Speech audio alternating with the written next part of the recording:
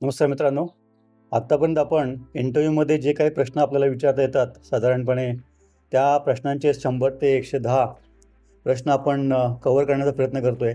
त्याच्यामधले 4 जे total 6 part असतात याच्यामध्ये classic questions, creativity questions, competency questions, career goal related questions, technology questions आणि कॅरेक्टर क्वेश्चन्स असतात. त्याच्यामधले जे क्रिएटिव्हिटी क्वेश्चन्स आहेत त्याच्याबद्दल आपण थोडंसं जाणून घेऊया आजच्या या व्हिडिओमध्ये. त्याच्या आधी ज्या यूट्यूब चॅनलवर तुम्ही हा व्हिडिओ बघताय त्याला अवश्य लाईक करा, कॉमेंट करा, शेअर करा, सबस्क्राईब करा. कारण जोपर्यंत तुम्ही हे सगळे 6 व्हिडिओ एकंदरीत बघत नाही थोडा वेळ लागेल, पण तुमची इंटरव्ह्यूची तयारी जी आहे ती पूर्ण झाली असं म्हणता येणार नाही. कारण बरेचसे प्रश्न असे असतात ज्याची आपण तयारी करतो आणि बरेचसे प्रश्न त्या क्षणी आपल्यासमोर ठेवले जातात. त्याची पण उत्तर आपल्याला देता आली पाहिजे. त्याच्यामधलाच महत्त्वाचा पार्ट जो आहे तो क्रिएटिव्हिटी क्वेश्चन्स. अशा प्रकारचे प्रश्न ज्याची तयारी आपण शक्यतो करू शकत नाही किंवा थोडेसे अनपेक्षित असे प्रश्न असू शकतात. त्या प्रश्नांबद्दल थोडीशी माहिती आपण आज जाणून घेऊया. त्याचबरोबर खाली माझ्या या यूट्यूब व्हिडिओच्या डिस्क्रिप्शनमध्ये मी एक लिंक पण देतो आहे, ज्याच्यामध्ये तुम्ही स्वतःला रजिस्टर करू शकाल. जेणेकरून जर वन ऑन वन कोचिंग किंवा मेंटरिंग तुम्हाला हवं असेल तर त्याचं स्केड्युलिंग किंवा त्याचं टाईम टेबल आपल्याला मॅनेज करता येईल.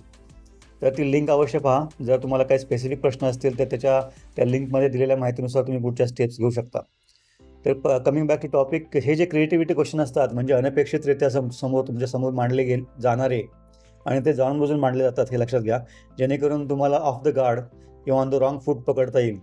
कारण आत्तापर्यंत आपण जे काही सिस्टमॅटिक आणि ऑर्गनाइज उत्तर दिलेले असतात त्याच्या विरोधात त्याच्या विसंगत अशा काही माहिती आपण देतो का हे पण समजून घेण्याचा इंटरव्ह्यूचा उद्देश असू शकतो.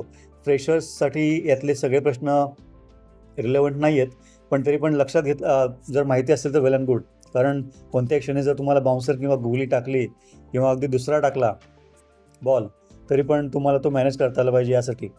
तर हे जे क्रिएटिव्हिटी क्वेश्चन्स आहेत ते तुम्हाला तुमचे जे इमिजिएट रिॲक्शन असतात त्या गेज करण्यासाठी असतात. त्यातला जर पहिला प्रश्न आपण बघितला तर असा उदाहरण याच्यामध्ये काही असतो. बेसिकली क्रिएटिव्हिटीमध्ये त्याला काही लिमिट नाही आहे, प्रश्न काही असू शकतात.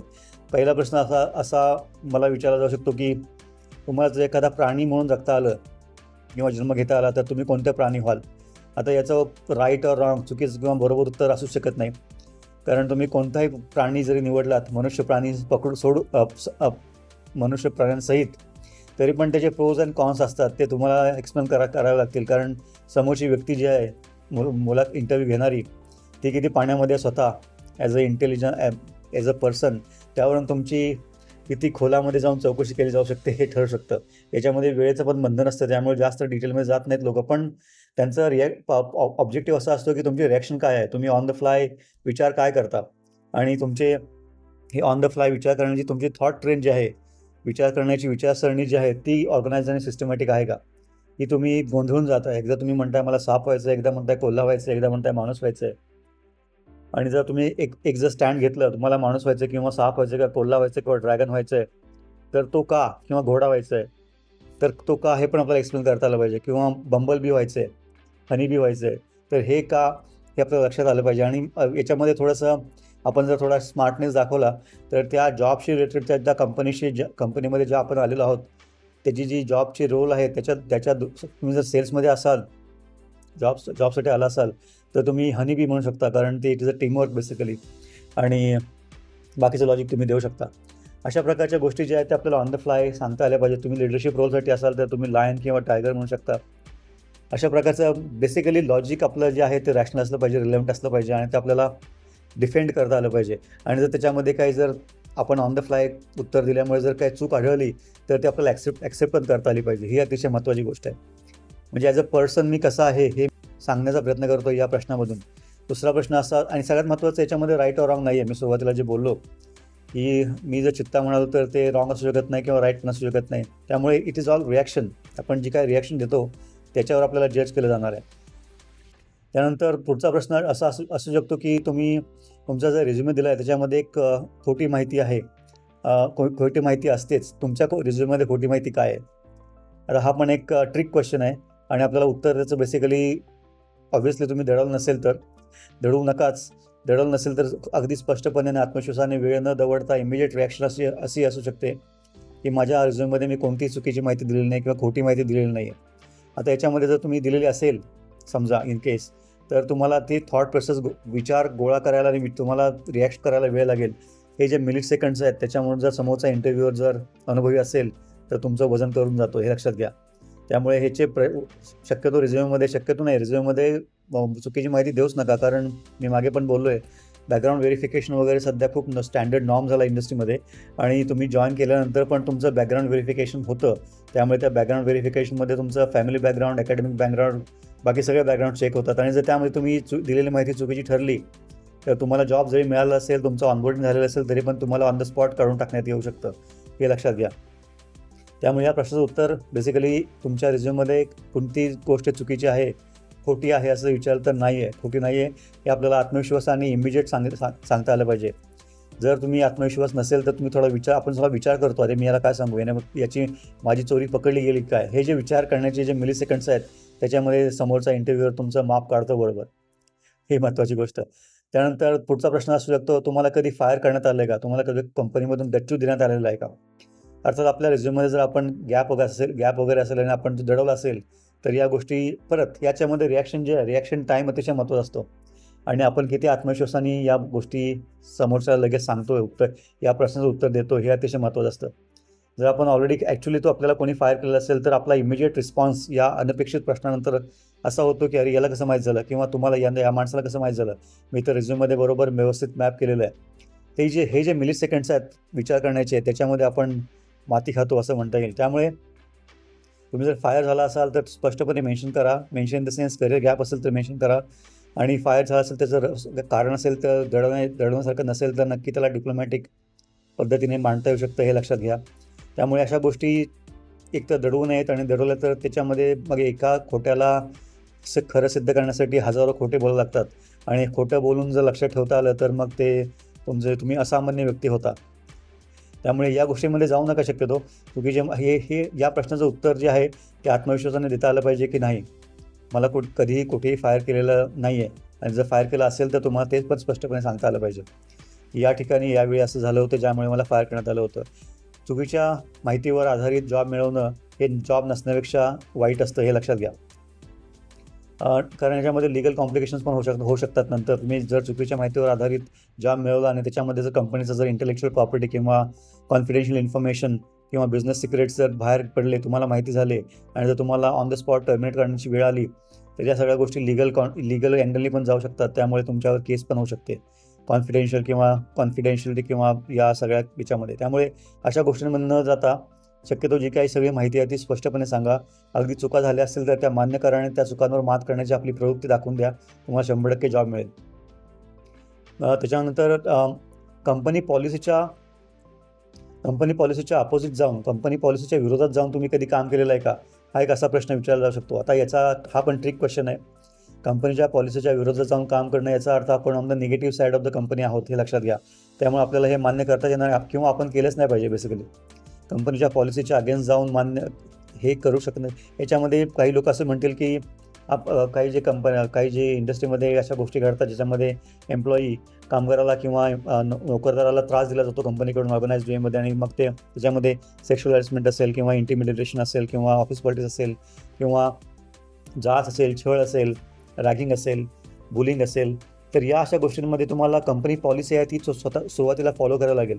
त्याच्यामध्ये पण ओम्बड्समन वगैरे असतात. त्यानंतर एक एस्केलेशन मॅट्रिक्स असतो. HR तुम्ही कंप्लेंट केली का, HRनी रिस्पॉन्स नाही दिला तर मग कोणाकडे गेलात, हायेस्ट अथॉरिटी कंपनीमध्ये आहे त्यांना माहिती आहे का, तिथपर्यंत तुम्ही गेलात का, या सगळ्या गोष्टी बेसिकली कंपनीच्या पॉलिसीच्या अगेन्स्ट जायचं नसतं फर्स्ट ऑफ ऑल. आणि तुम्हाला जायचं असेल तर कंपनीची पॉलिसी ॲक्च्युली या केसमध्ये ज्या घटनेमध्ये तुम्हाला कंपनीच्या पॉलिसीच्या अगेन्स्ट जायचं आहे त्या पॉलिसीच्या अगेन्स्ट जाण्यासाठी त्या दृष्टीने कंपनीने नेमून दिलेलं जे एस्केलेशन मॅट्रिक्स आहे किंवा जी स्टँडर्ड ऑपरेटिंग प्रोसिजर आहे ती फॉलो केल्यानंतर आपण मग पुढची कायदेशीर कारवाई करू शकतो. कायदेशीर कारवाई पण आपल्याला ऑफिशियली करावी लागेल, पोलीस असतील किंवा लिगल असेल. त्याच्यामध्ये वैयक्तिक पातळीवर जाऊन मारामारी करणं किंवा हाणामारी करणं किंवा शिवीगाळ करणं वगैरे या गोष्टी आपल्याला टाळता आल्या पाहिजेत, किंवा त्याचा दूरगामी नकारात्मक परिणाम आपल्यावर जास्त होतो. कारण कंपनीकडे वकिलांची फौज असते, आपल्याकडे नसते. हा अतिशय महत्त्वाचा पार्ट आहे. त्यामुळे कंपनीच्या पॉलिसीच्या अगेन्स्ट तुम्ही कधी गेला आहात का, या प्रश्नाचं उत्तर शक्यतो नाहीच पाहिजे. आणि गेला असाल तरी मी ती पॉलिसी कंपनीमधली जी स्टँडर्ड ऑपरेटिंग प्रोसिजर आहे, एस्केलेशन मॅट्रिक्स आहे, ते फॉलो करूनच मी नंतर पुढे काहीच मला माझ्यासमोर नाईलाज झाला, माझा नाईलाज झाला म्हणून मी कंपनीच्या पॉलिसीच्या अगेन्स्ट गेलो असं म्हणता येऊ शकतं. आता याच्यामध्ये एक अपवाद पण असतो. कधी going beyond the line of duty असं जे म्हणतात, ते जर तुम्हाला करावं लागलं आणि त्या तुमच्या going beyond the line of ड्युटीमुळे जर कंपनीला फायदा झाला तर तुमची वाहवा होते, आणि जर going beyond the call of the duty असं केल्यामुळे कंपनीचं नुकसान झालं तर मात्र तुम्हाला विक्टीम केलं जातं, हे लक्षात घ्या. त्यामुळे कधीही going beyond the call of duty करताना आधी सर्वांगाने विचार केला पाहिजे, कारण याचे परिणाम काय होऊ शकतील, सकारात्मक नकारात्मक दोन्ही पण. शक्यतो कंपनीच्या पॉलिसीच्या अगेन्स्ट जाऊ नका. जोपर्यंत तुम्ही मॅनेज करू शकाल तोपर्यंत मॅनेज करा. मॅनेज होत नसेल तर कंपनीच्या पॉलिसी फॉलो करा आणि त्यानुसार एस्केलेशन करा. कंपनीने काहीच केलं नाही तर मग तुमच्याकडे लेबर लॉ किंवा पोलीस किंवा लिगल एंटिटीज ज्या आहेत त्याच्या थ्रू तुम्ही हे सगळं करू शकता. त्यानंतर पुढचा प्रश्न असा असू शकतो की तुमच्या फॅमिलीबद्दल सांगा. Tell me about your family. सुरुवातीला जे होतं tell me about your self, त्याचा एक्सटेंड क्वेश्चन असू शकतो हा. आता याच्यामध्ये आपण फॅमिलीबद्दल उत्तर देताना जेवढ्या पॅशनेटली आणि जेवढ्या आनंदाने आणि जेवढ्या उत्साहाने आपण बोलतो त्याच्यावरून समोरच्याला कळतं की आपली कौटुंबिक परिस्थिती कशी आहे. बेसिकली रिलेशनशिप असतील किंवा स्वास्थ्य असेल किंवा सुखसमाधान असेल वगैरे वगैरे. तर त्यामधून पण आपलं व्यक्तिमत्व ॲक्च्युली आपण ओपन करतो की आपण जर थोडेसे तुसडेपणे त्यांची जर मेन्शन केलं त्यांच्याबद्दल फॅमिलीबद्दल काय त्या असतात, ठीक आहे, गावी असतात वगैरे, किंवा आपण शॉर्ट केले उत्तरं तरी पण त्यांच्या लक्षात येतं की अरे ठीक आहे, ओके. आणि त्याच्यावरून मग पुढची त्यांना जाणून हे घ्यायचं असतं की तुम्ही स्टेबल किती आहात इमोशनली, मेंटली, सोशली, आणि त्याचा तुमच्या कामावर परिणाम होईल का. जर तुम्ही एक कुटुंबवत्सल असाल माणूस, तर ऑब्व्हियसली कंपनीमध्ये पण इतर लोकांशी काम करताना तुम्हाला त्याचा फायदा होतो, कारण तुम्हाला इतरांशी मिळून मिसळून वागता येतं. हे एक बेसिक क्वालिफिकेशन इकडे सिद्ध होतं. त्यामुळे या प्रश्नाचं उत्तर पण आपल्याला व्यवस्थित देता आलं पाहिजे. पुढचे प्रश्न असा असू शकतो की पर्सनल प्रश्न. तुमचं लग्न झालं आहे का, तुम्हाला मुलं किती आहेत, ते काय करतात, तुम्ही जॉब कुठून सुरू केला, तुमचं तुमचं गाव कुठलं वगैरे, अशा गोष्टी. आता याच्यामध्ये जर कम्फर्टेबल असाल तर त्याचे उत्तर देऊ शकता. समोरच्या व्यक्तीचा हे प्रश्न विचारण्याचा हेतू जर नकारात्मक असेल, की समजा आता जे मुंबईमध्ये चाललं आहे की महाराष्ट्रीयन लोकांना जॉब नाही द्यायचे, असे काही ऑफिसेसमध्ये असा फतवा निघतो. अशा वेळी जर तुम्हाला त्या अँगलने तुम्हाला जर असं वाटलं की त्या अँगलने हे प्रश्न विचारले जाऊ शकत आहेत, तर तुम्ही स्ट्रेट अवे म्हणू शकता की माहिती मी देणार नाही आणि त्याचा तुम्हाला काय फायदा होईल हे पण तुम्ही विचारू शकता. या माहितीच्या आधारावर तुम्ही माझ्या विरोधात डिस्क्रिमिनेट करणार आहात का, हे पण तुम्ही विचारू शकता. अजिबात घाबरायची गरज नाही, कारण काही गोष्टी ज्या आहेत त्याला आपल्याला भारतीय सरकार आणि लॉ जो संविधान आहे त्याच्यामधून पण आपल्याला काही जबाबदाऱ्यांबरोबर अधिकार पण मिळालेले आहेत. सर्वांना समान संधी, इक्वल अपॉर्च्युनिटी एम्प्लॉयर असा जो प्रकार असतो, त्या इक्वल अपॉर्च्युनिटी एम्प्लॉयर म्हणजे तो जो एम्प्लॉयर आहे तो सर्व जाती, धर्म, पंथ, बॅकग्राऊंड वगैरे सगळ्या विचारसरणी सगळ्या लोकांना सेम अपॉर्च्युनिटी देतो. त्यातला जो कॅपेबल असेल, जो स्मार्ट असेल त्याला जॉब मिळतो. त्यामुळे या गोष्टी ह्या स्वतःची जजमेंट आहे. समोरची व्यक्ती हे का विचारतो, तो जर जेन्युइनली विचारत असेल तर तुम्ही ऑब्व्हियसली माहिती देण्यामध्ये काहीच चुकीचं नाही. जजमेंट तुमचं असेल. त्यानंतर तुम्ही तुमचा हॉलिडे तुम्ही कुठे गेला होता, याच्यामधून आपल्याला त्यांना हे पण कळतं की अरे बेसिकली समाजाभिमुख किंवा जो एक सिच्युएशन अवेअरनेस किंवा ती व्यक्ती स्वतःला कंडक्ट करताना जर तो एकटा सोलो ट्रॅव्हलर असेल किंवा फॅमिली ट्रॅव्हलर असेल किंवा ग्रुप ट्रॅव्हलर असेल, तर त्यानुसार आपल्याला कळतं की हा माणूस किती एक्स्ट्रोवर्ट आहे किंवा समाजामध्ये वागण्याच्या, लोकांबरोबर मॅनेज करण्याची, अनोळखी व्यक्तींशी, अनोळखी ठिकाणी, अनोळखी प्रसंगांना तोंड देण्याची त्याची कॅपॅसिटी आहे का. एक व्यक्ती म्हणून आपली ओळख करण्यासाठी हा प्रश्न अतिशय चांगला ठरू शकतो. त्याचबरोबर काही लोक याच्या नकारात्मक अँगल असा असू शकतो की तुमच्या हॉलिडेवरून तुमची फायनान्शियल कंडिशन पण लक्षात येऊ शकते किंवा तुमचे ॲस्पिरेशन लक्षात येऊ शकतात किंवा तुम्ही थापा मारता का हे पण लक्षात येऊ शकतं. त्यामुळे चमकोगिरी न करता जी काही परिस्थिती असेल ती आपण मांडलेली बरी. त्यानंतर त्यांचा पुढचा प्रश्न असू शकतो की तुमच्या डोक्यामध्ये आलेली या जॉबशी रिलेटेड असेल किंवा जनरल अशी कोणती आयडिया आहे का ज्याची तुम्हाला वाटतं की त्याचा खूप लोकांना सगळ्यात जास्त फायदा होईल. ती आयडिया जर प्रत्यक्षात उतरवता आली तर. अगेन हा क्रिएटिव्हिटीचा प्रश्न आहे. तुमची इन्स्टंट रिॲक्शन काय आहे हे जज करण्यासाठी तुमचा अभ्यासाव्यतिरिक्त किंवा टेक्नॉलॉजी व्यतिरिक्त आणि काही बाकीचा व्यासंग आहे का, तुम्हाला कोणत्या क्षेत्रामध्ये आवड आहे का, किंवा सिच्युएशनल अवेअरनेस, आपल्या आजूबाजूला काय घडतं आहे समाजामध्ये, कुटुंबामध्ये, राज्यामध्ये, राष्ट्रामध्ये, जगामध्ये, तंत्रज्ञानामध्ये, मित्रांबरोबर, हे जर आपल्याला माहिती असेल तर आपण या प्रश्नाचं उत्तर देऊ शकतो. कारण जर या सगळ्या गोष्टी आपल्याला माहिती असतील तर ऑब्व्हियसली आपल्याला अशा आयडिया येतात, कल्पना येतात की अरे जर असं केलं तर किती बरं होईल. उदाहरणार्थ मला जी कल्पना आली ते सांगतो तुम्हाला. अगेन ऑन द फ्लाय हा प्रश्न लक्षात आल्यानंतर आपण जे बॅटरी असते मोबाईलची ते आपण कंटिन्युअसली मॉनिटर करतो. 100%, 90%, 80%, 30%, 20%, 10%. काही लोकांना 60-70% झालं तरी चार्ज करायची सवय असते, त्यामुळे बॅटरीचं लाईफ कमी होतं. काही लोकांना डिस्चार्ज कंप्लीट झाल्याशिवाय चार्ज करत नाहीत ते, त्यामुळे बऱ्याच वेळा जर आपण बाहेर असू, आपल्याकडे चार्जर नसेल आणि जर बॅटरी डिस्चार्ज झाली तर मोबाईल बंद पडतो आणि आपण त्या कालावधीपुरता आउट ऑफ रीच होतो. तर अशा प्रकारचे हे जे बॅटरीचं आहे लॉजिक, ते जर माणसाच्या बॉडीला आणि माणसाच्या basically we have physical and mental capacity and spiritual capacity and emotional capacity प्रत्येकाची ठरलेली असते. जर असं ॲप आपल्याला निर्माण करता आलं किंवा असं सोल्युशन आपल्याला निर्माण करता आलं की तो जर ॲप मी इन्स्टॉल केला किंवा तो बँड जो आहे, हार्डवेअर असेल, सॉफ्टवेअर असेल, काही असेल, समजा मी जर ती मॉनिटरिंग रिंग हातामध्ये घातली किंवा पल्सचा पॅच मी इकडे लावला डायबिटीससारखा, तर ती जे रिंग आहे हेल्थ रिंग, ती माझ्या इमोशनल सकाळी सुरू झाल्यापासून ते दाखवेल की माझी फिजिकल बॅटरी चार्ज झालेली आहे, स्पिरिच्युअल बॅटरी किती असेल दाखवेल, माझी इमोशनल बॅटरी किती चार्ज झालेली दाखवेल आणि माझी मेंटल बॅटरी, बौद्धिक काम करण्याची माझी तयारी किती आहे हे दाखवेल तो, व्हायटॅलिटी किंवा एन्थुझियाझम. त्यानंतर जसं मी दिवसभरामध्ये काम करत जाईन तसे ते बॅटरीचे जे इंडिकेटर्स आहेत ते वर खाली होतील. मी जर ऑफिसमध्ये जाऊन टंगळमंगळ केले तर कदाचित माझी इंटेलिजन्सची बॅटरी कमी प्रमाणात वापरली जाईल. ते जर मी खूपच जास्त काम केलं समजा तर ती बॅटरी लवकर डिप्लीट होईल. त्याचबरोबर मी जर सकाळी उठून चांगला व्यायाम केला 2 तास, 1.5 तास, 1 तास, तर माझी फिजिकल बॅटरी जी आहे ती थोडी डाऊन होईल. असे प्रकार जर मला करता आले माणसाच्या बॉडीबद्दल किंवा आणि माणसाबद्दल बेसिकली, तर मला वाटतं ते खूप कॉन्स्टंटली मॉनिटरिंग जे आहे आपल्याला आणि जे डिप्लिशन होतं आपल्या बॅटरीचं त्याची आपण काळजी घेऊ शकू.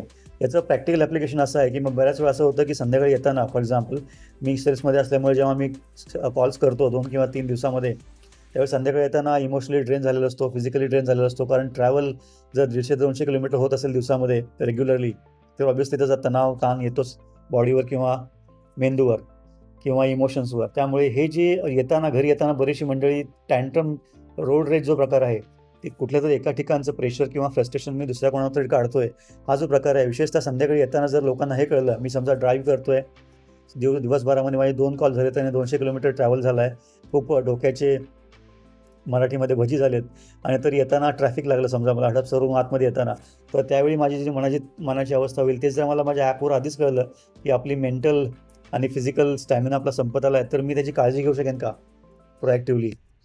मग त्याच्यावरचे उपाय काय असतील, याच्याबद्दल आपल्याला काम करता येईल का? असं अशा प्रकारच्या आयडिया, भन्नाट कल्पना एलॉन मस्क साहेब जे करतात तशा प्रकारच्या काहीतरी भन्नाट कल्पना आपल्याला जर आल्या तर त्याचा आपल्याला इथे नक्की उहापोह करता येईल. आणि याच्यामध्ये लिमिटेशन काही नाही आहे. तुमची आयडिया फायनान्शियली फिजिबल आहे का वगैरे या गोष्टी नंतरच्या. तुम्हाला आयडिया आली हे सगळ्यात महत्त्वाची गोष्ट आहे, किंवा तुमच्या मनात कल्पना सुचली याचा अर्थ तुम्ही खूप सारी इन्फॉर्मेशन, खूप सारी माहिती निरीक्षण करून त्याला प्रोसेस करून कोणासमोर तरी मांडताय. ही कंप्लीट प्रोसेस पण अतिशय उल्लेखनीय असते हे लक्षात घ्या. त्यामुळे कल्पना आल्या पाहिजेत आणि त्या आपण शेअर केल्या पाहिजेत. त्या किती प्रत्यक्षात उतरता येतील ही नंतरची गोष्ट आहे.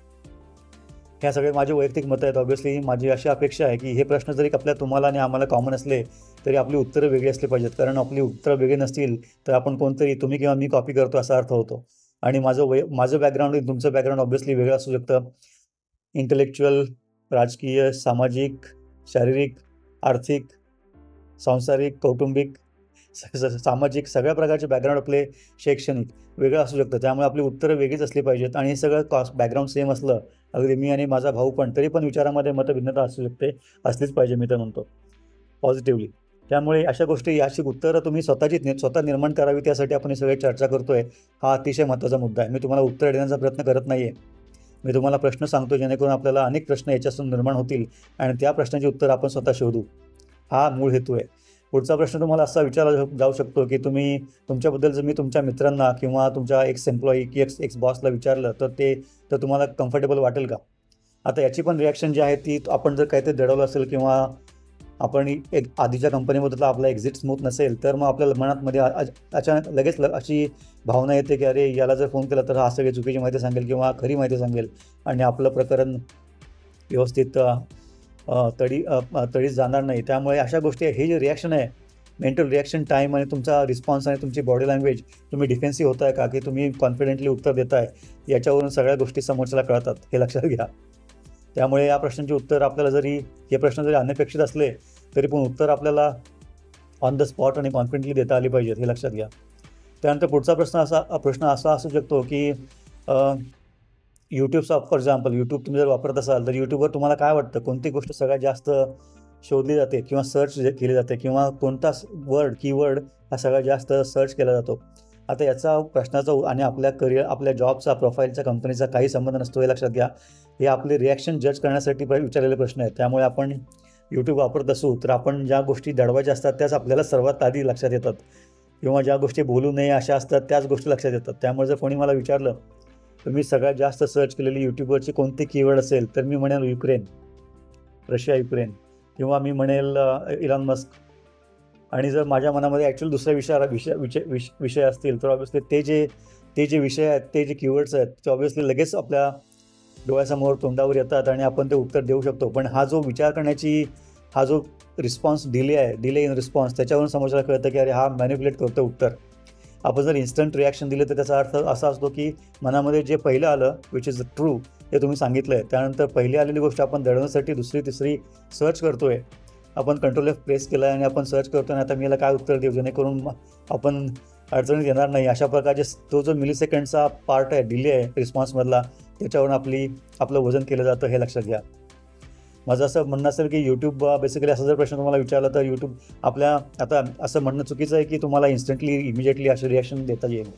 पण आपण ज्या झोनमध्ये आहोत, आपण ज्या थॉट प्रोसेसमध्ये आहोत, इंटरव्ह्यूच्या मोडमध्ये आहोत, मेंटली, फिजिकली, इमोशनली, त्या मोडमधले जे विषय आहेत ते जर आपल्यासमोर आले तर मला वाटतं त्याचा जास्त फायदा होतो. त्याचबरोबर तुम्हाला हे जर माहिती असेल की यूट्यूबवर ॲक्च्युली ती जी कंपनी आहे त्याच्या बॅकग्राऊंडमध्ये काय चाललं आहे, तर त्याच्याबद्दल, फॉर एक्झाम्पल तुमची कंपनी, ज्या कंपनीमध्ये तुम्ही इंटरव्ह्यूसाठी गेलात ती कोणत्या तरी कंपनीला ॲक्वायर करणार असेल, ही जी माहिती तुम्हाला आधीच माहिती असेल आणि तुम्ही यूट्यूबवरती सर्च केलेलं असेल तर हे इन्स्टंट रिॲक्शन होऊ शकते. तुम्ही जे मर्जर करणार आहात किंवा ॲक्वायर करण्याचा प्रयत्न करता XYZ कंपनीला, त्याच्याबद्दलचा व्हिडिओ मी सर्च केला होता, असं तुम्ही उत्तर देऊ शकता.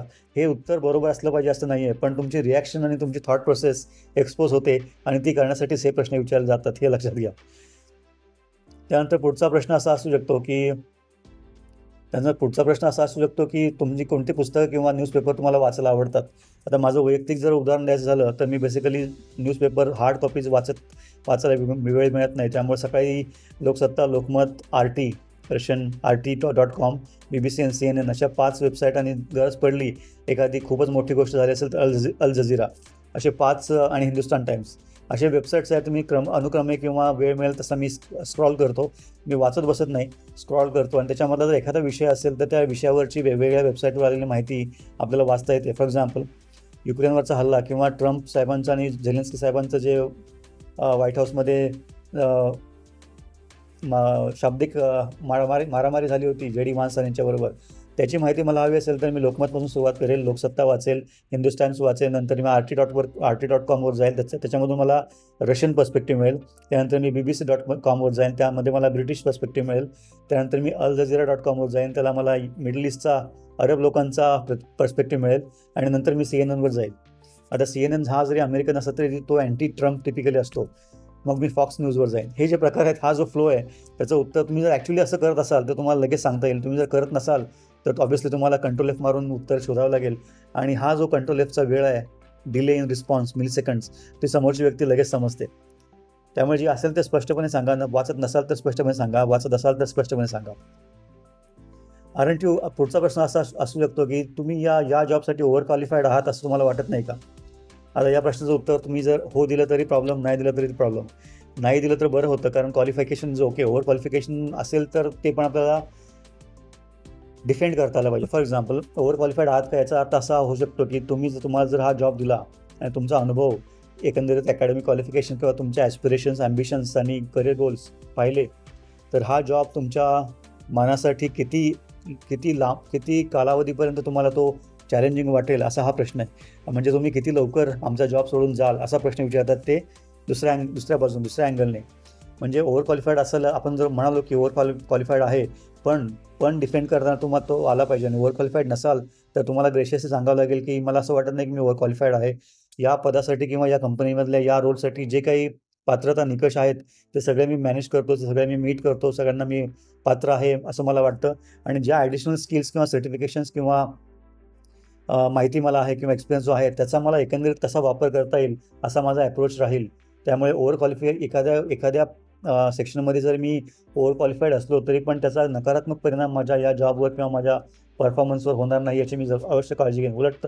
याच्या उलट हे जे ओव्हर क्वालिफिकेशनचे एरियाज आहेत त्याचा आपल्याला एकंदरीत माझ्या रोलसाठी किंवा माझ्या टीमसाठी कसा फायदा करून घेता येईल याच्यावर माझे भर असेल असं आपण बोलू शकतो. सकारात्मकता, पारदर्शकता.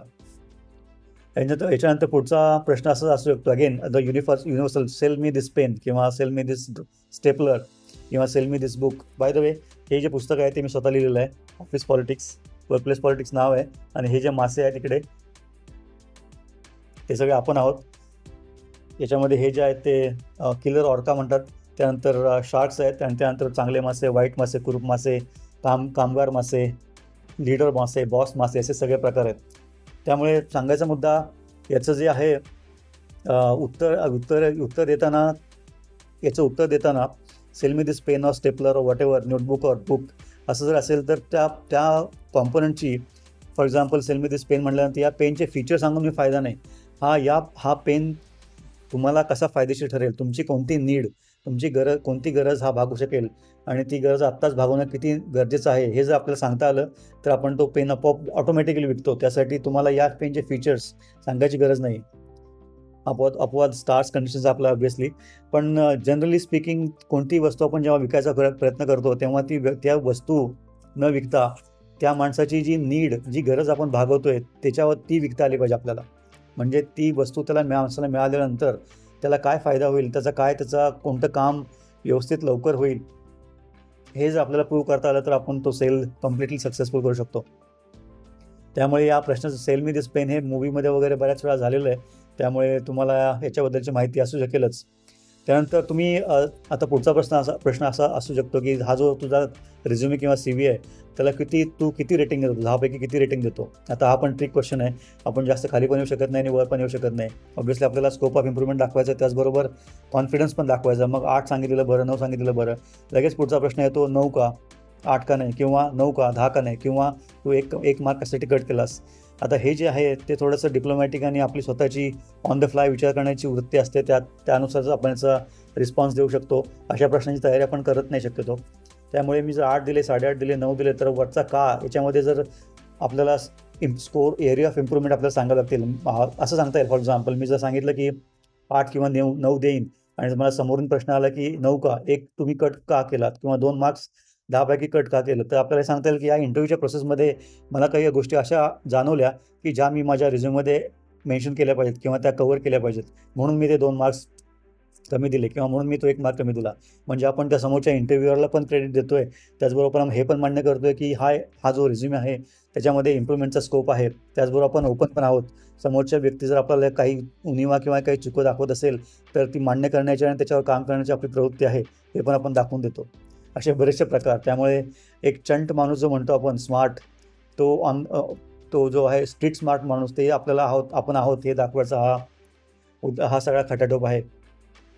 त्यानंतर पुढचा प्रश्न असा असू शकतो की आम्ही जे काही सोल्युशन देतो त्याचा एक अँटी सोशल इफेक्ट पण आहे, साईड इफेक्ट आहे. त्याच्याबद्दल तुम्हाला काय वाटतं. फॉर एक्झाम्पल मी जर नेटफ्लिक्समध्ये जॉबसाठी गेलो तर नेटफ्लिक्स असं म्हणतं की नेटफ्लिक्स बेसिकली आमचा सगळ्यात मोठा शत्रू, नेटफ्लिक्सच्या एका खूप मोठ्या अधिकाऱ्याचं हे वाक्य होतं की आमचा सगळ्यात मोठा शत्रू हा आमची कॉम्पिटिशन स्पर्धा किंवा इंटरनेट किंवा बाकीची एंटरटेनमेंट इंडस्ट्री नसून माणसाची झोप हा आमचा सगळ्यात मोठा शत्रू आहे.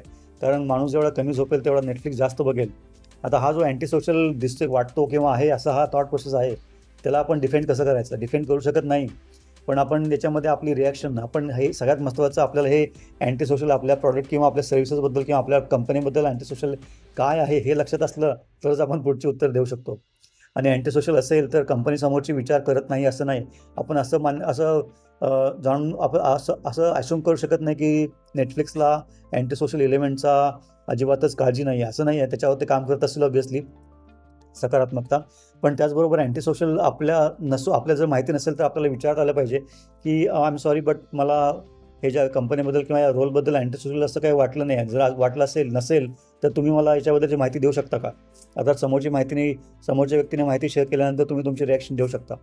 पण अँटी सोशल असला तरी पण जे बेसिकली प्रत्येक गोष्ट ही 100% फुलप्रूफ पॉझिटिव्हच असते असं नाही. काही गोष्टी या जर फॉर एक्झाम्पल टेलिव्हिजन, बून और बेन, आपण लहानपणापासून या सगळ्या हे लिहितो, आपण लेख लिहितो याच्यावर किंवा निबंध लिहितोय, टी व्हीचा जर व्यवस्थित वापर केला तर ती समाजासाठी खूप चांगली गोष्ट आहे, पण ती जर अति झालं, कास्टिंग काउच झाला आपला किंवा काउच पोटॅटो झाला आपला, तर मात्र हा टी व्ही इडियट बॉक्स होतो. त्यामुळे प्रत्येक गोष्टीची नकारात्मक बाजू आहे, पण त्याला व्यवस्थितपणे ॲडव्हान्टेजेस सगळ्यांना फायदेशीर म्युच्युअली बेनिफिशियल अशा वेमध्ये कसं त्याचं ऑपरेशन करता येईल किंवा कसं वापर करता येईल किंवा कसं पिच करता येईल किंवा कसं सेल करता येईल, हे जर आपल्याला सांगता आलं तर त्याचा खूप चांगला फायदा होईल. उदाहरणार्थ तुमची कंपनी, दुसरं उदाहरण द्यायचं झालं, तुमची कंपनी जर न्यूक्लिअर रिॲक्टरमध्ये काम करत असेल, त्याचा अँटी सोशल इलेमेंट इफेक्ट असा असू शकतो की दायची जे जपानमध्ये जो ॲक्सिडेंट झाला होता किंवा चेर्नोबिल याचे जे रेडिएशनचे वगैरे ॲक्सिडेंट होतात त्याचा समाजावर किंवा ग्लोबल वॉर्मिंगवर जो परिणाम होतो त्याचं काय. त्यामुळे आपण ज्या क्षेत्रामध्ये काम करतो आहे, आपण ज्या इंडस्ट्रीमध्ये काम करतो आहे, आपण ज्या कंपनीमध्ये जॉबसाठी आलेलो आहोत, आपण ज्या रोलसाठी इंटरव्ह्यूसाठी आलेलो आहोत, हे जर आपल्याला माहिती असेल, त्याचे सिच्युएशनल अवेअरनेस आपल्याला असेल, त्याचा परिणाम कॅनव्हास जर आपला विचाराचा मोठा असेल तर या प्रश्नाचं उत्तर आपल्याला नक्की देता येतं. आपल्याला बॅलन्स हे करायचं आहे की आपण जे करणार आहोत, आपण या कंपनीचा जरी अँटी सोशल इफेक्ट असला तरी पण जे कन्स्ट्रक्टिव्ह काम, सोशली बेनिफिशियल काम आपण एवढ्या मोठ्या प्रमाणावर करतो आहे की काही ठराविक आपण जर फ्रेमवर्क तयार केले, काही रिस्ट्रिक्शन्स टाकल्या, तर त्याचे अँटी सोशल इफेक्ट्स आपण कमीत कमी करू शकतो असं आपल्याला बोलता आलं पाहिजे. त्यासाठी विचार महत्त्वाचा, त्यासाठी इन्फॉर्मेशन महत्त्वाची, नॉलेज महत्त्वाचं, प्रोसेसिंग महत्त्वाचं, ऑब्झर्वेशन महत्त्वाचं आणि प्रेझेंटेशन कम्युनिकेशन महत्त्वाचं, हे सांगता आलं पाहिजे.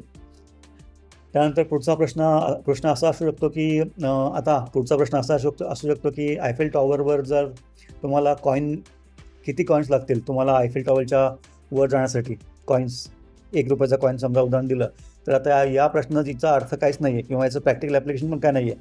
प्रश्न असा असतो की तुम्ही हा प्रश्न जो विचारला आहे अनपेक्षितरित्या, त्याला तुम्ही अप्रोच कसं करता आणि त्याची जे ऑर्गनाइज्ड वेमध्ये तुम्ही सिस्टमॅटिकली त्याला सॉल्व्ह करण्याचा प्रयत्न कसा करता. असं जर कोणी मला प्रश्न विचारला की तुम्हाला आयफेल टॉवरवर चढायचं आणि कॉईन्स वापरून तुम्हाला जाता येईल, ₹1 कॉईन, इंडियन ₹1 कॉईन, ते पण स्पेसिफिक कॉईन, त्याच्यामध्ये पण साईज मोठी जास्त आहे, एकच स्पेसिफिक कॉईन जर वापरून तुम्हाला वर जायचं असेल तर तुम्हाला किती कॉईन्स लागतील असं जर विचारलं, तर माझ्या मनामध्ये एक पहिला प्रश्न असा येईल की यासाठी जायची गरज आहे का, सेल्स पर्सन असल्यामुळे. तर तो जर प्रश्न त्यांनी मला सांगितलं की जायची गरज आहे की नाही, हा तुमचा प्रश्न नाही आहे, तुम्ही मला सांगा की जाता कसं येईल किंवा किती कॉईन्स आपल्याला लागतील. तर मग पुढचा टेक्निकल जो ॲनालिसिस आहे ते असं की आयफेल टॉवरची उंची किती आहे, सेंटीमीटर्समध्ये किंवा मिलीमीटर्समध्ये. त्यानंतर प्रत्येक कॉईन जो आहे, पुढचा प्रश्न मला इंटरव्ह्यूला असा विचारावा लागेल की कॉईन आपल्याला आडवा ठेवायचा की उभा ठेवायचा आहे, एकावर एक उभे ठेवायचे आहेत कॉईन्स की एकावर एक आडवे ठेवायचे आहेत कॉईन्स, याची इन्फॉर्मेशन मला समोरून घ्यावी लागेल. त्यानंतर प्रत्येक कॉईनची जर आडवी ठेवायची असेल तर त्याची विड्थ किती आहे आणि प्रत्येक कॉईन जर उभा ठेवायचा असेल त्याची हाईट किती आहे, डायमीटर, हे आपल्या लक्षात घेता येईल. मग आयफेल टॉवरचा मिलीमीटरमध्ये उंची आणि कॉईनची डायमीटर किंवा विड्थ, थिकनेस हा जर आपल्याला डिवाईड केला तर आपण 100% तिथपर्यंत पोहोचू शकू. आता याच्यावर अजून एक ॲज अ इंजिनियर याच्यामध्ये हे झालं सरळसोट उत्तर म्हणजे आपण स्ट्रेट लाईनमध्ये वर गेलो तरच. पण आयफेल टॉवर हा तुम्हाला माहिती आहे, आयफेल टॉवर असा आहे, त्यामुळे आपल्याला स्ट्रेट उत्तर देऊन चालणार नाही. मग तो आयफेल टॉवरचा अँगल जर आपल्याला माहीत झाला तर या अँगलने आपल्याला वर जाण्यासाठी ही जी लेंथ आहे ती ऑब्व्हियसली स्ट्रेट लाईनपेक्षा जास्त असेल. त्यामुळे मला त्या अँगल कळल्यानंतर, हा जो अँगल आहे तो कळल्यानंतर मला ही जी लेंथ कळाली तर मग आपल्याला सांगता येईल की या लेंथसाठी ही लेंथ x असेल आणि जर कॉईनचा डायमीटर किंवा थिकनेस y असेल तर x/y = whatever कॉईन्स, असं उत्तर देता येऊ शकतं. हा एक पर्याय झाला. I am just giving example. त्यानंतर तुम्हाला असं विचारलं की आता तुम्ही ऑफिसमध्ये आलात त्याच्यामध्ये स्टेप्स किती आहेत. तुम्ही जर 11व्या मजल्यावर राहत असाल तर तुम्हाला, किंवा ऑफिसमध्ये आला असाल तर स्टेप्स किती आहेत. तर तुम्ही लिफ्टनं आला असाल तर तुम्हाला स्टेप्सची माहिती नसेलच, पण तरी पण माहिती नसताना पण तुम्ही हे बोलू शकता की टिपिकली जर जिने सरळ असतील तर 8 ते 9 स्टेप्स असतात आणि जर जिने क्रिसक्रॉस असतील तर 8 ते 9 अशा प्रकारे you can then multiply. Analogy, logic ते बरोबरच असेल असं नाही, पण आपली थॉट प्रोसेस काय आहे, आपण कशाप्रकारे विचार करतो, हा अतिशय महत्त्वाचा पार्ट. तुम्ही जर ग्राउंड फ्लोअरवर बसला असाल तर तुम्हाला सांगता आलं पाहिजे की इकडे यायला स्टेप्सच लागले नाहीत, डायरेक्ट इकडे आलेलं आहे. त्यामुळे हे प्रसंगावधान किंवा हे जे सिच्युएशनल अवेअरनेस आहे ते अतिशय महत्त्वाचं असतं. त्यानंतर एक ट्रिक क्वेश्चन असा असतो की आत्तापर्यंतच्या इंटरव्ह्यूमध्ये आपल्याला असं विचारलं जाऊ शकतं की आत्तापर्यंतच्या इंटरव्ह्यूमध्ये अशी कोणती गोष्ट आहे जी मला तुम्हाला विचारायला पाहिजे होती. म्हणजे इंटरव्ह्यूवर आपल्याला विचारतोय अशी कोणती गोष्ट आहे जी मी मिस केली, जी मी तुम्हाला विचारली पाहिजे. अर्थात याच्यामध्ये सकारात्मक गोष्ट अशी की आपण एखादी आपली स्ट्रेंथ आहे जी, आणि आपण अजूनही ती शेअर केलेली नाही आहे, पण शेअर करणं गरजेचं आहे. असं जर आपल्या मनामध्ये काय असेल तर 100% हे शेअर करावं लागेल. ही ॲक्च्युली एक गोल्डन चान्स असते की आपल्या मनातले जे राहिलेले प्रश्न आहेत किंवा राहिलेले मुद्दे आहेत किंवा आपले जे राहिलेले सपोर्टिंग पॉईंट्स आहेत ते आपण इथे मांडू शकतो. समजा मी सेल्सच्या जॉबसाठी गेलो इंटरव्ह्यूसाठी आणि मी सायबर सिक्युरिटीचं सर्टिफिकेशन केलेलं आहे आणि इंटरव्ह्यूच्या पूर्ण प्रोसेसमध्ये मला कोणी त्याच्याबद्दल विचारलंच नाही, तर मी हे शेवटी असं सांगू शकतो की तुम्ही जर मला सायबर सिक्युरिटीच्या सर्टिफिकेशनबद्दल विचारलं असतं तर मला आनंद झाला असता किंवा त्याचा असा फायदा होऊ शकतो. त्यामुळे बेसिकली आपल्या ज्या चांगल्या बाजू आहेत, स्ट्रॉंग स्ट्रेंथ्स आहेत, त्या आपण एक्सपोज करण्याचा किंवा त्या आपण मांडण्याचा प्रयत्न करतोय. त्यासाठी हा विचार आपण हा जो प्रश्न आहे तो वापरू शकतो. त्याचबरोबर काही प्रश्न जे आपल्याला विचारायचे असतात ते सगळं झाल्यानंतर पगार किती असेल, लोकेशन काय असेल, बॉस कोण असतील, रोल काय असेल, रोलबद्दल 100% विचारा. कारण इंटरव्ह्यूमध्ये मी आजूबाजूला असं बघतोय, फ्रेशर्सला टिपिकली त्यांचं सिलेक्शन झाल्यानंतर सुद्धा त्यांना माहिती नसतं की आपण ऑफिसमध्ये गेल्यानंतर काय करणार आहोत. 3 लाख, 5 लाख, 10 लाख, 20 लाखाचं पॅकेज मिळाल्यानंतर पण लोकांना माहिती नसतं की अरे ऑफिसमध्ये आपल्याला करायचं काय एक्झॅक्टली. हा जर प्रश्न तुम्हाला विचारता आला, तुम्ही जाणीवपूर्वक हा प्रश्न विचारा. जरी समोरच्या इंटरव्ह्यूने तुम्हाला हा चान्स दिला नाही तरी पण इंटरव्ह्यूच्या शेवटी तुम्ही हा प्रश्न अगदी डिप्लोमॅटिकली आणि सिन्सिअरली विचारू शकता की सर, तुम्ही मला हा जो ज्या जॉब रोलसाठी तुम्ही इंटरव्ह्यू घेताय त्याच्याबद्दलची थोडी माहिती मला मिळू शकेल का? तो कशा प्रकारचा असेल, जॉब प्रोफाईल काय असेल? तर ती समोरची व्यक्ती 100% तुम्हाला माहिती देईल, याच्यावर अगदी खात्री आहे याच्याबद्दल. आणि जर त्यांच्याकडे मल्टिपल प्रोफाईल असतील तर तुम्हाला सांगतील की आमच्याकडे 4 ते 5 प्रोफाईल आहेत. तुम्ही ज्या प्रोफाईलमध्ये सूट व्हाल अशा आमच्या टीमची समज होईल, त्यानुसार तुम्हाला सिलेक्ट केलं जाईल, असं पण होऊ शकतं. पण हे प्रश्न विचारता आले पाहिजेत आणि जर तुम्हाला कोणी संधी दिली असे प्रश्न विचारण्याची तर तुम्ही अवश्य विचारा आणि संधी नाही दिली तरी पण जॉब रोलचा प्रश्न 100% विचारा, अशी माझी तुम्हाला विनंती असेल. आणि सगळ्यात शेवटी हा प्रश्न असं असू शकतो तुम्हाला की मग सुरू कधी करताय? जॉइन कब करोगे? किंवा मी तुम्हाला ऑफर दिली तर तुम्ही काम कधीपासून सुरू कराल? जर आपण गॅपमध्ये असू तर इमिडिएटली करू शकू किंवा तुमचं जे प्लॅनिंग असेल कौटुंबिक किंवा पर्सनल त्यानुसार तुम्ही उत्तर देऊ शकता. त्याचबरोबर जर तुम्ही ऑलरेडी काम करत असाल तर कॉन्ट्रॅक्च्युअल जो नोटीस पिरियड आहे तो तुम्हाला मेन्शन करावाच लागेल, कारण तुम्ही चुकीची माहिती देऊ नका. जर तुमच्या एक्झिस्टिंग कंपनीमध्ये 2 महिन्याचं किंवा 3 महिन्याचं नोटीस पिरियड असेल तर तुम्ही स्पेसिफिकली मेन्शन करा की कंपनीची आमची पॉलिसी 2 महिने किंवा 3 महिन्याच्या नोटीस पिरियडची आहे. मी प्रयत्न करू शकतो लवकरात लवकर येण्याचा, परंतु कंपनीने जर इन्सिस्ट केलं तर मला कंप्लीट नोटीस पिरियड सर्व्ह करावा लागेल. या गोष्टी क्लिअर असलेल्या अतिशय महत्त्वाच्या असतात, कारण त्या जर क्लिअर नसतील आणि जर तुम्ही प्रेशर टाकून समोरच्या कंपनीमधून बाहेर पडलात तर तुम्हाला एक्सपिरियन्स लेटर आणि रिलिव्हिंग लेटर नाही मिळालं तर तुम्हाला पुढे आयुष्यभर पुढच्या सगळ्या करिअरच्या इंटरव्ह्यूमध्ये उत्तर देण्यासाठी खूप प्रॉब्लेम येतात, हे लक्षात घ्या. त्यामुळे एक्सपिरियन्स लेटर आणि रिलिव्हिंग लेटर आणि फायनल तुमचं पेमेंट हे सगळं झालं पाहिजे, हे लक्षात घ्या. त्यामुळे असे जे प्रश्न आहेत तुम्हाला ऑफगार्ड पकडणारे किंवा तुम्ही खूप चांगल्या प्रकारे इंटरव्ह्यू दिला आहे पण जे प्रश्न तुम्हाला अपेक्षितच नव्हते असे जर प्रश्न विचारले तर त्यावेळी तो आपण कोणत्याही प्रकारची चुळबुळ न करता, आपला तोल ढासळू न देता व्यवस्थितपणे आपल्याला अगदी कॉन्फिडेंटली, आत्मविश्वासाने आणि एन्जॉय करत उत्तर देता आले पाहिजेत. मला जर कोणी विचारलं तुम्ही कोणता प्राणी व्हाल तर माझ्याकडे मल्टिपल आन्सर असतील. समोरच्या व्यक्तीचं कॅरेक्टर काय आहे कारण मला पण तो जसा मला जज करतो तसा मी पण त्याला जज करतोय. त्यामुळे त्या समोरच्या माणसाचे लाईक डिसलाईक्स मला ज्या काही कळतील त्या ठराविक काळामध्ये त्यानुसार मी त्या प्रश्नाचं उत्तर नक्की देईन. किंवा ज्या प्रोफाईलसाठी मी आलेलो आहे आणि जे माझा करिअर गोल आहे ते जर इनलाईन असेल तर मला त्या प्रकारे पण प्राणी निवडता येईल, हे पण लक्षात घ्या. त्यामुळे अशा प्रकारे ह्या जे क्रिएटिव्ह क्वेश्चन असतात त्याचे क्रिएटिव्ह आन्सर आपल्याला देता आली पाहिजे, जेणेकरून आपण कोणत्याही रॉंग फूट कोणत्याही चुकीच्या ठिकाणी आपला कॅच घेतला जाऊ नये किंवा कुठेही आपण स्टंप आउट किंवा रनआउट होऊ नये, यासाठी ही काळजी घेणं महत्त्वाचं असतं. तर आपण अशा आत्तापर्यंत इंटरव्ह्यूच्या क्वेश्चनचे 5 पार्ट पाहिले. एकच पार्ट राहिला आहे कॉम्पिटन्सीचा, तो पण आपण लवकरच करणार आहोत. सर, ते शेवटी जाताना मी जे डिस्क्रिप्शनमध्ये लिंक देतो त्याच्यावर अवश्य रजिस्टर करा, जेणेकरून तुम्हाला जर काही प्रश्न असतील तर तो आपण डायरेक्ट 1-on-1 किंवा टेलिफोनिक किंवा वेबएक्सवर किंवा ऑनलाईन डिस्कस करू शकतो. त्याची प्रोसेस त्या फॉर्ममध्ये दिलेली आहे. पण यूट्यूब चॅनलला लाईक करायला, कॉमेंट करायला, शेअर करायला आणि सबस्क्राईब करायला अजिबात विसरू नका.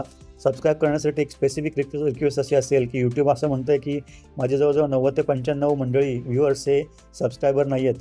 माझी अशी विनंती असेल की तुम्ही सबस्क्राईब करा, त्याचा आम्हाला खूप फायदा होतो.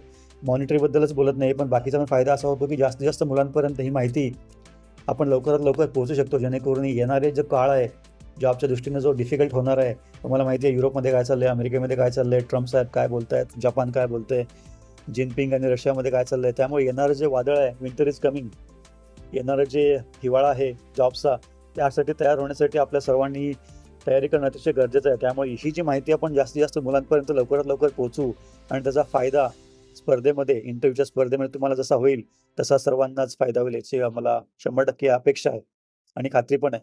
त्यामुळे लाईक करा, कॉमेंट करा, शेअर करा, सबस्क्राईब करा आणि जी लिंक दिलेली आहे त्याच्यावर तुम्हाला स्वतःला रजिस्टर करा, जेणेकरून अशा प्रकारची खूप सगळी माहिती मी तुमच्याबरोबर शेअर करू शकेन. धन्यवाद.